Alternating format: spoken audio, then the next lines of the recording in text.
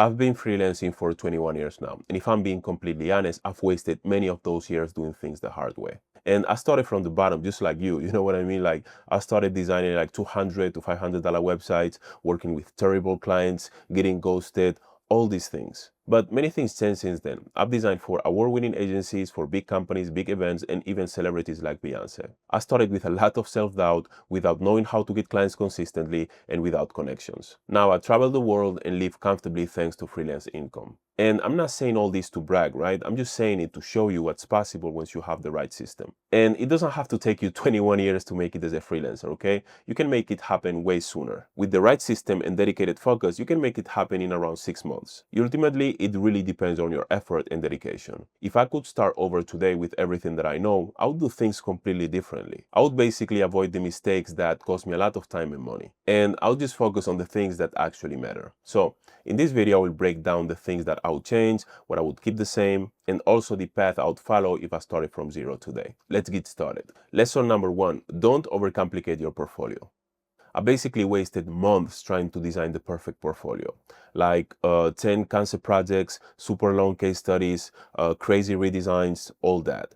None of it mattered. The reality is that prospects only need to see 3 to 4 strong, relevant projects. Your portfolio should be simple, clean, and easy to navigate. Keep it real, keep it yours, and make sure you just don't go and copy someone else's portfolio. Get inspired, take ideas, but give it your own unique touch. Lesson number 2. Pick one niche and stick to it. I try to design for everyone. E-commerce, education companies, real estate, you name it. And you know what happened? First, it became very difficult to build a list of prospects. Because when you are targeting multiple niches, everything becomes more complex. You need to build a list of prospects for every different niche, and you also have to do research for every niche separately all at once. It's painful and just basically adding complexity for no reason. And the second problem is that I became forgettable. Because when you focus on a niche, you can charge more, get better results, and then become one of the go-to people in that space. Pick one niche, stick with it for a year or so, work on some projects, see if you like it or not. If you do, that's perfect. If you don't, take all the experience and then pivot. I have this video on my channel where I break down the best and worst niches for web design, so feel free to check it out. I will leave the link in the description. Lesson number 3, find the right recruiter. I used to ignore recruiters for years. Big mistake. Because when I finally connected with a few who worked with freelance designers, everything shifted. Because they brought me multiple high-paying projects. And actually, one of the recruiters got me the opportunity to work on a high-paying project for Amazon. And that's one of my biggest projects to date. And if you are wondering now, okay, so where do I find these type of recruiters? Check out this video here on my channel. I will leave a link in the description, okay? Because I talk about that in detail. Oh, and I'm hosting very soon a live masterclass where I will teach you how to go from $0 to $10,000 months. You can see here the date for the next masterclass, and all you have to do is to watch this 1-minute video and then sign up right here, okay? And make sure you do it as soon as possible because spots are very limited.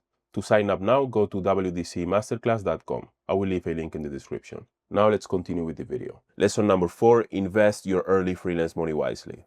Basically, I worked for years on a very slow computer, poor quality screen, and a very uncomfortable chair. I really thought that a fast, reliable computer and a comfortable chair were luxuries and not essentials. I was wrong, and that mistake really slowed me down. Trust me, you don't want to be in the middle of a meeting with a prospect and then have Figma lagging during the entire call while you are showing your work. So instead of buying things you don't need, invest in a good setup. You will work better, more efficiently, and therefore make more money. Lesson number 5, don't fear rejection. I was terrified of hearing no. I would avoid outreach, undercharge, and overthink everything. But rejection is not failure, it's feedback. It just means that you are in the game. It's totally normal. So try not to be afraid of rejection like I was. And think of it this way, for every no, you are closer to your goals. Lesson number 6, working for free can be smart. I used to think that doing free work was a waste of time and energy. But when you have no portfolio or testimonials, no one is paying top dollar. You can do a few small projects for free at the beginning of your journey in exchange of testimonials and referrals. So basically, get real proof fast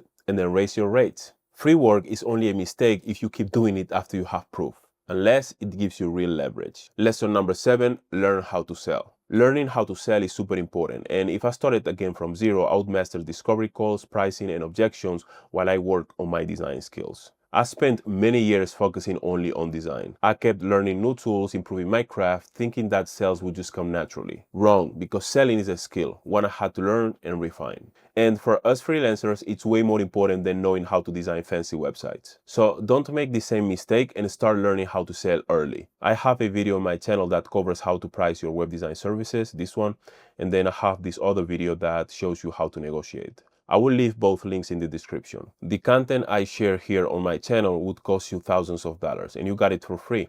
Use it. Lesson number 8, start networking early. For years, I treated freelancing like a solo mission. I stayed behind my screen, focused on design, and hoped that clients would somehow find me. Big mistake. Networking isn't about handing business cards or spamming DMs. It's about staying in touch, helping people, and letting them know what you do. If I started today, I would connect with other designers, developers, recruiters, agency owners, and businesses in my niche from day one. Like, comment on their posts, share your work, offer value. The sooner you start building relationships, the sooner opportunities start finding you. So don't wait until you feel ready. Start networking early. If you found this video helpful, make sure to like and subscribe. And also, don't forget to sign up for the next live masterclass. Just go to wdcmasterclass.com. Thanks for watching, and I will see you in the next video.